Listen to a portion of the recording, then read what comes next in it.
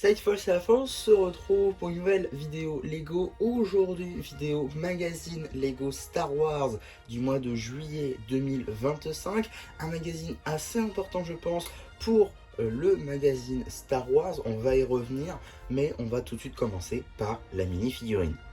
Dans ce magazine Minecraft, nous avons une figurine assez intéressante, je trouve, juste ici, donc de Dark Maul. Une figurine qui n'est pas exclusive, en effet, on la retrouve dans un set tout de même assez onéreux, qui est donc le vaisseau de Dark Maul, sorti à l'occasion des 25 ans de la gamme Lego Star Wars, et donc un vaisseau de 70 €, qui est donc sorti en mai 2024, avec la figurine de Saw Gerrera. En tout cas, une figurine qui était jusqu'alors exclusive à ce set, également avec une expression faciale exclusive qu'il était du coup, puisqu'elle est après ressortie dans le nouveau mecha de Dark Maul en juin 2025. Donc tout de même une tête qui n'est plus si compliquée à trouver, mais qui est tout de même assez mal aimée, donc pas beaucoup de problèmes à ce niveau-là. En tout cas, une film plutôt cool avec, donc comme je l'ai dit, la tête, première apparition dans cette nouvelle édition du coup du vaisseau de Dark Maul, mais également dans le mecha de Dark Maul, torse et jambes qui sont eux par contre toujours exclusifs au vaisseau de Dark Maul. Donc l'avoir dans le magazine, c'est plutôt sympa. La couronne de Dark Maul, elle n'a pas eu beaucoup de nouveautés depuis, il me semble, sa version Clone Wars, qui est sortie en 2021, si je ne dis pas de bêtises. L'arrière est quasiment dépourvu de typographie, un petit peu dommage par exemple qu'on n'ait pas d'impression à l'arrière de la tête, ou alors à l'arrière du torse, c'est des impressions assez sobres, très peu de détails, donc voilà, pas grand chose à dire à l'arrière. En termes d'accessoires, il aura forcément son fidèle double sabre à lame rouge. Également, petite précision, vous l'aurez peut-être remarqué, il n'y a pas de carte, alors que dans le numéro précédent, il y avait bien une carte, la LE15, avec le Grand Amira Throne. Alors, pourquoi est-ce qu'on n'a pas de carte ce mois-ci? Peut-être parce que c'est la fin de la série de cartes à jouer et à collectionner édition Jubilé, ce qui n'est pas impossible.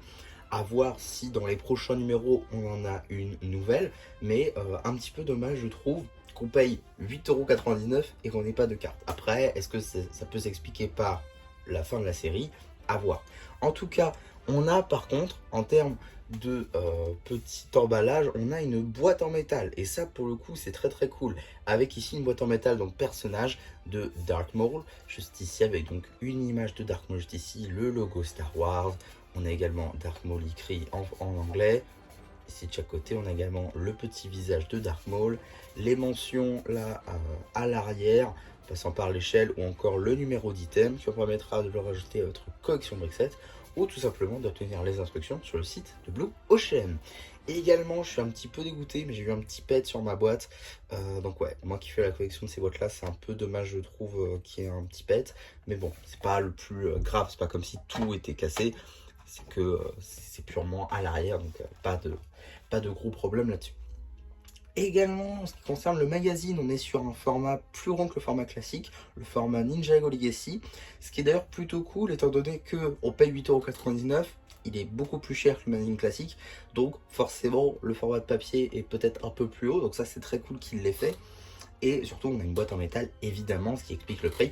Par contre, comme je l'ai dit, on n'a pas de carte. Donc ça, c'est un peu dommage, je trouve, qu'on ait plus de cartes en fait pour ce prix-là. Alors que même le magazine Ninjago Legacy propose une carte. Voilà. Après, par contre, oui, c'est pas un magazine hors série. C'est bien un magazine qui poursuit la lignée. Celui-là, il y a une boîte en métal. Voilà, c'est la seule différence. En tout cas, on continue juste ici avec le sommaire, hein, toujours sur 2 pages évidemment, avec il y a bien longtemps dans une galaxie lointaine, très lointaine, avec l'Empereur Palpatine et Dark Maul. Il me semble qu'on est donc en plein dans le premier film, hein, la menace fantôme, puisque Palpatine n'est pas encore tout gris, et il y a encore Dark Maul, donc voilà. On a donc le droïde Renégat juste ici, qui est donc la bande dessinée de ce magazine. Bande dessinée qui sera évidemment disponible sur la chaîne BD.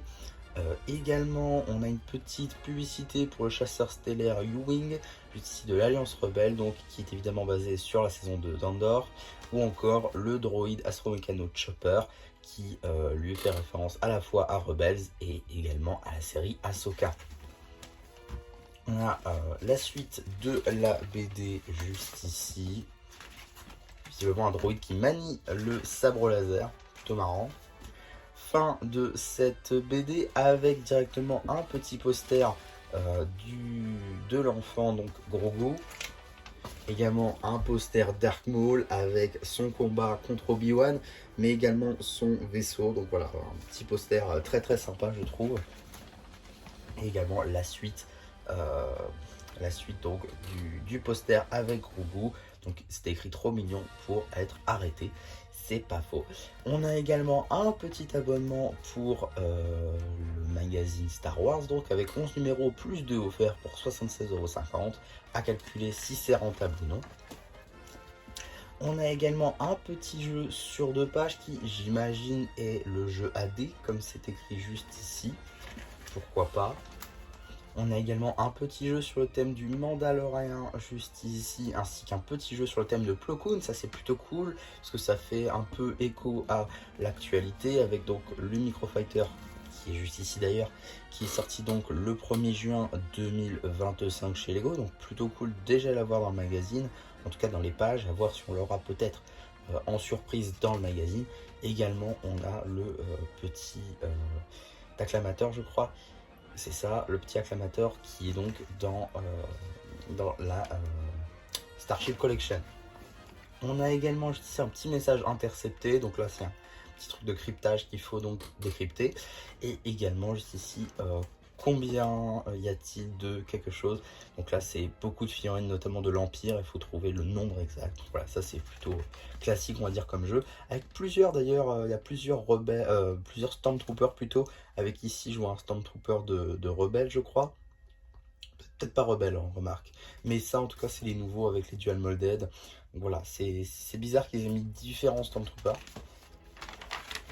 On a également donc un petit jeu évidemment en lien avec Dark Maul, ainsi qu'une petite bande dessinée de 3 pages, ce qui je trouve est plutôt sympathique. Elle aussi sera disponible sur HMBD, cela va de soi.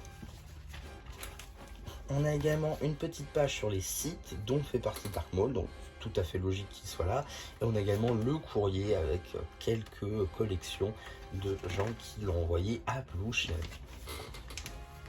Avant de passer au prochain numéro, j'ai envie de parler un petit peu des petites publicités, en passant par juste ici le magazine Marvel en général, avec donc Marvel Avengers et Marvel Spider-Man qui sont 2 magazines scindés maintenant, même si techniquement c'est tous les 2 numéros, mais bon. Et on a également une petite publicité pour le prochain magazine Minecraft que j'ai déjà, donc je vais tourner dans la foulée de celui-ci pour vous sortir la vidéo le plus rapidement possible. Et donc qu'est-ce qu'on a dans le prochain magazine Lego Star Wars?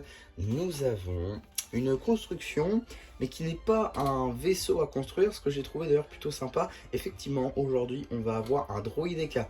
Donc ça, c'est plutôt cool, notamment pour faire des armées de droïdeka. C'était souvent des droïdes qui sont assez compliqués à trouver, notamment cette version est issue du set droïdeka à construire.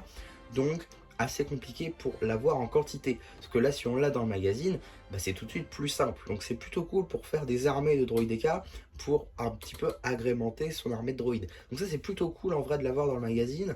30 pièces, bon, ok. Ça sort le 20 août. J'ai très hâte de voir si on aura une carte également avec ce droïdeka ou si vraiment la série sera arrêtée. Je pense personnellement que la série sera arrêtée, mais bon, à voir en tout cas. Mais c'est quand même plutôt cool d'avoir un droïdeka je trouve, puisque pour construire des armées de droïdes, ça peut être un ajout plutôt cool. Et vu que ce sont, comme je l'ai dit, dans des sets soit assez onéreux, soit pas en quantité, et bah c'est, je trouve, plutôt sympathique. Donc voilà ce que je pouvais dire sur ce magazine Lego Star Wars. Si je devais en faire une conclusion, je dirais que la boîte en métal, je pense pas que ça va remplacer le paper bag. Parce qu'on nous en reparle pas en tout cas dans le prochain numéro pour le droïdeka. Donc à voir si ce sera pour chaque mini-figurine ou si quand il y aura une construction ce sera un paper bag, je sais pas honnêtement, puisque c'est assez bizarre de mettre une boîte en métal comme ça et après de plus nous en mettre. Je sais pas, peut-être que c'était un essai pour voir si ça se vendrait très bien ou si ça se vendrait moins bien, je ne sais pas. En tout cas c'est quand même très cool d'avoir Dark Maul dans cette version, donc issu de son vaisseau. Parce que c'est un set assez mal aimé on va dire, donc avoir quand même la figurine de Dark Maul qui reste exclusive, c'est je trouve plutôt sympa. Donc voilà un petit peu ce que je pouvais dire sur ce petit magazine, j'espère en tout cas que ça vous aura plu. Surtout n'hésitez pas à me le dire en commentaire, n'hésitez pas aussi à liker la vidéo, à vous abonner. Et voilà, bah du coup ça vous aura plu, qui vous dit bye bye.